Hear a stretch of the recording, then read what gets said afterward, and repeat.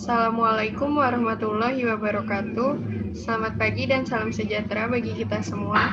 Yang terhormat Bapak Hendra Setiawan, SSMPD, selaku dosen pengampu mata kuliah Bahasa Indonesia dan teman-teman kelas 1D Agroteknologi yang berbahagia. Pertama-tama marilah kita panjatkan puja dan puji syukur kehadirat Allah Subhanahu wa taala yang telah memberikan rahmat dan nikmat kepada kita semua. Tak lupa juga salawat serta salam selalu tercurah kepada Nabi besar Muhammad SAW. Pada kesempatan kali ini, izinkan kami dari kelompok 6 untuk mempresentasikan artikel dari kelompok 6 yang berjudul Pengaruh Pupuk Urea terhadap Pertumbuhan Tanaman Jagung yang diajukan untuk memenuhi tugas pada mata kuliah Bahasa Indonesia, dosen pengampu Bapak Hendra Setiawan, SSMPD. Sebelumnya, perkenalkan anggota kelompok kami. Kenalkan, nama saya Rafadila Zahira Kamalia dengan NPM 3 terakhir 081 sebagai moderator dan pemateri 1. Selanjutnya ada Salsa Aulia Yumna dengan NPM 3 terakhir 092 sebagai pemateri 2. Ada Putri Nabilah Agustia sebagai pemateri 3 dengan NPM 3 terakhir 134. Dan yang terakhir ada Nanda Mafik Yudhistira dengan NPM 3 terakhir 131 sebagai pemateri 4. Selanjutnya untuk materi pertama akan disampaikan oleh saya sendiri. Penelitian bertujuan untuk mengetahui hasil tanaman yang lebih tinggi antara tanaman yang ditumpang sarikan dengan tanaman monokultur dan menentukan dosis pupuk urea yang optimum untuk tumpang sari jagung dengan tanaman jagung. Rancangan yang digunakan adalah rancangan kelompok teracak sempurna RKTS dengan 5 perlakuan, yaitu monokultur jagung, monokultur kacang tanah, tumpang sari jagung dengan kacang tanah pada dosis urea untuk tanaman jagung. Hasil tanaman monokultur lebih tinggi daripada hasil tanaman tumpang sari.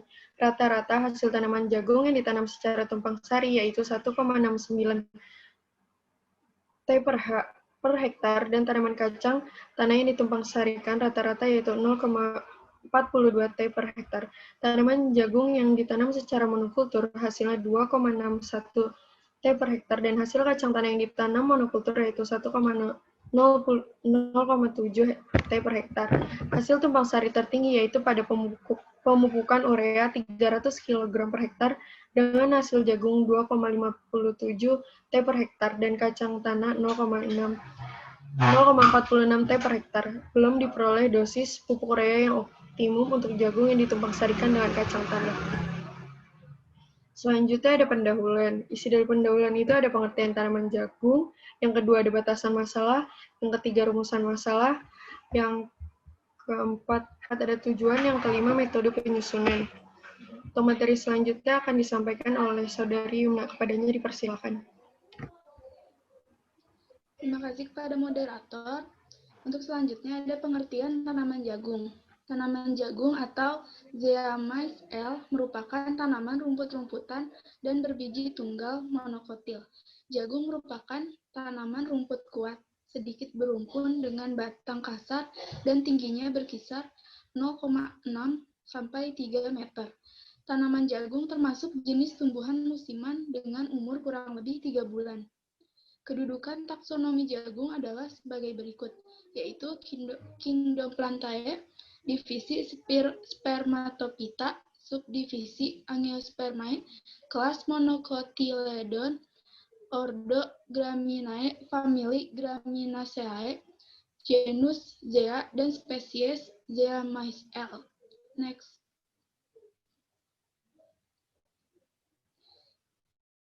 Selanjutnya batasan masalah. Bagaimana pengaruh pupuk urea dalam pertumbuhan jagung serta untuk kebutuhan manusia dan hewan?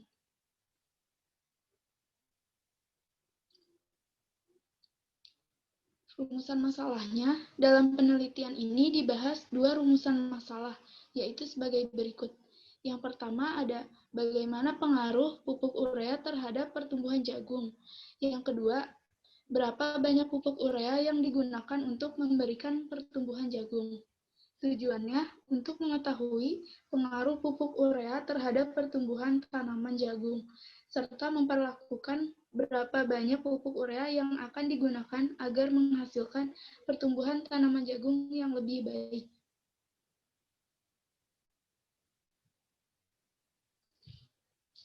Metode penyusunan. Penelitian yang berjudul Pengaruh Pupuk Urea Terhadap Tanaman Jagung, penulis menggunakan metode studi literatur dengan melakukan pencarian terhadap berbagai sumber tertulis, baik berupa buku-buku, artikel, dan jurnal, atau dokumen-dokumen yang relevan dengan permasalahan yang telah dikaji, sehingga informasi yang didapat dari studi kepustakaan ini dijadikan rujukan untuk memperkuat argumentasi-argumentasi yang ada. Terima kasih kepada moderator. Selanjutnya dikembalikan kepada moderator. Terima kasih Saudari Yumna telah menyampaikan materi. Selanjutnya kepada Saudari Putri dipersilakan. Terima kasih moderator. Di sini saya akan menjelaskan tentang kajian pustaka. Kajian pustaka ini ada tanaman jagung dan pupuk urea. Yang pertama, tanaman jagung. Tanaman jagung atau JMSL merupakan salah satu jenis tanaman yang menjadi bahan makanan pokok penduduk-penduduk dunia, termasuk Amerika Tengah, Amerika Selatan, juga termasuk Indonesia. Jagung juga biasa dijadikan sebagai bahan pangan ternak, sebagai minyak makan, tepung maizena, bahkan dijadikan bahan di industri kosmetika serta farmasi. Jagung merupakan tanaman satu musim atau annual. Satu siklus hidup tanaman jagung ini diselesaikan dalam 80-150 hari. Paruh pertama dari siklus hidup tanaman jagung merupakan tahap pertumbuhan vegetatif dan paruh kedua untuk tahap pertumbuhan generatif. Next. Di sini ada klasifikasi tanaman jagung. Yang pertama, kingdom, nama latinnya Plantae. Yang kedua, divisio, nama latinnya Spermatophyta. Subdivisio, nama latinnya Angiospermae.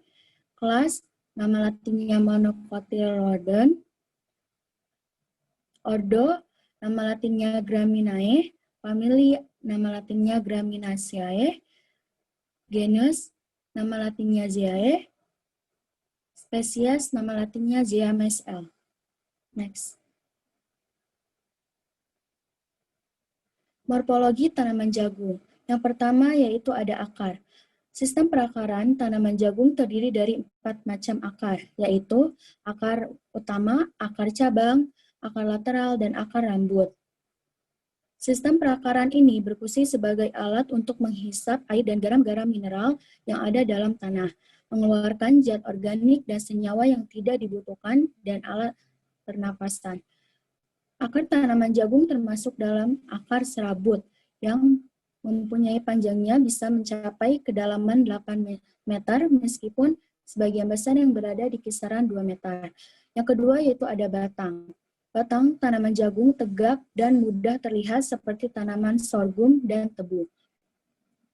Tanaman jagung biasanya tidak bercabang. Panjang batang jagung umumnya berkisar 60-300 cm, tergantung pada tipe jagung. Batang jagung umumnya cukup kokoh tetapi tidak banyak mengandung lignin. Yang ketiga yaitu ada daun. Daun jagung termasuk daun sempurna, di mana bentuknya memanjang dan di antara pelepah dan helai daun terdapat ligula. Tulang daun sejajar dengan ibu tulang daun. Pada permukaan daun sebagian ada yang licin dan ada juga yang berambut. Yang keempat yaitu ada bunga. Bunga tanaman jagung mempunyai bunga jantan dan bunga betina yang terpisah atau diklin dalam satu tanaman. Setiap puntung bunga mempunyai struktur khas bunga dari suku Poaceae yang disebut dengan florets. Bunga jantan tumbuh di bagian puncak tanaman, berupa karangan bunga, serbuk sari berwarna kuning dan beraroma khas. Bunga betinanya tersusun dalam tongkol yang tumbuh di antara batang dan pelepah daun. Biasanya, satu tanaman hanya bisa menghasilkan satu tongkol produktif meskipun memiliki beberapa bunga. Yang terakhir yaitu ada buah. Buah jagung sendiri terdiri dari tongkol, biji, dan daun pembungkus. Biji jagung memiliki bentuk, warna, juga kandungan endosperm yang bervariasi, tergantung pada jenisnya. Biasanya, buah jagung tersusun dari barisan yang melekat secara lurus atau berkelok-kelok dan berjumlah antara 8-20 baris biji. Saya kembalikan kepada moderator. Terima kasih Saudari Putri telah menyampaikan materi dengan baik. Selanjutnya kepada Saudara Nandang dipersilakan. Terima kasih kepada moderator. Selanjutnya saya akan menyampaikan tentang pupuk urea. Urea adalah pupuk kimia yang mengandung nitrogen atau N. Berkadar tinggi, unsur nitrogen merupakan zat hara yang sangat diperlukan tanaman. Pupuk urea berbentuk butir-butir kristal berwarna putih. Pupuk urea dengan rumus kimia NH2CONH2 merupakan pupuk yang mudah larut dalam air dan sifatnya sangat mudah menghisap air. Karena itu sebaiknya disimpan di tempat yang kering dan tertutup rapat.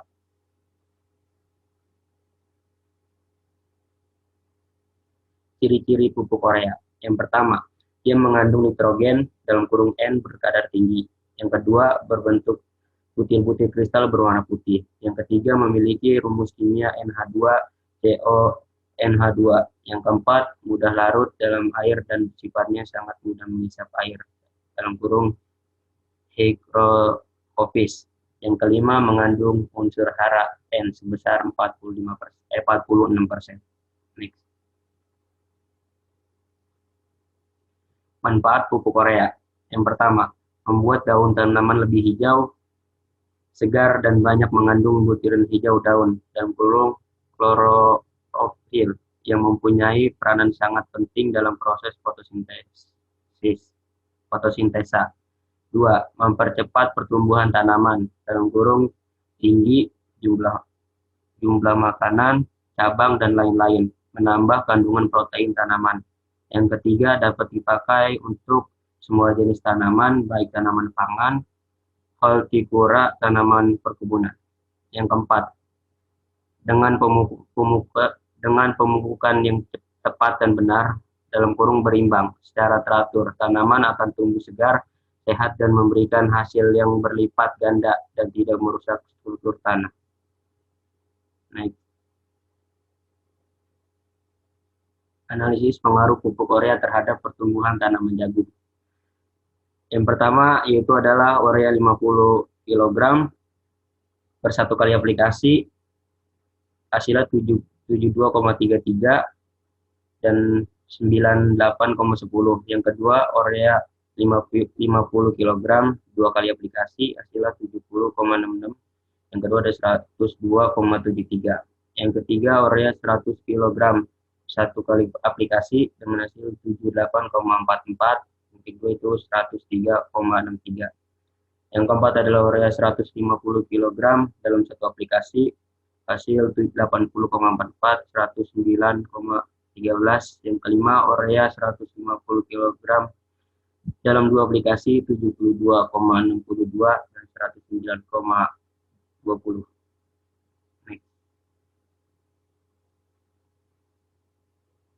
Yang terakhir ada penutup.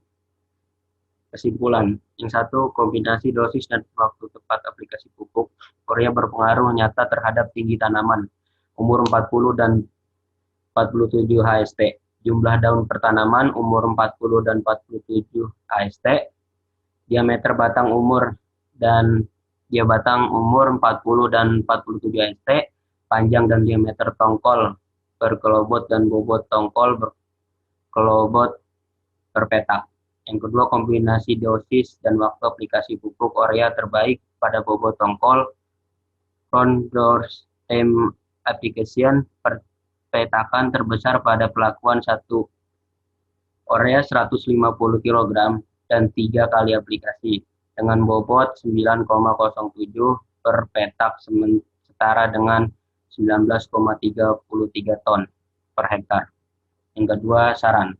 Yang pertama, dosis pupuk urea 150 kg 3 aplikasi pupuk urea dapat direkomendasikan kepada para petani dalam upaya meningkatkan hasil tanaman jagung manis. Yang kedua, untuk mendapatkan rekomendasi yang lebih luas, maka perlu dilakukan penelitian lebih lanjut, terutama untuk beberapa daerah dengan kondisi lingkungan yang berbeda-beda. Terima kasih, saya serahkan kepada moderator. Terima kasih Saudara Nendang telah menyampaikan materi dengan baik. Mungkin itu saja yang dapat disampaikan oleh kelompok 6. Mohon maaf apabila ada kekurangan dan banyak kesalahan teknis. Wabillahi taufiq wal hidayah. Wassalamualaikum warahmatullahi wabarakatuh.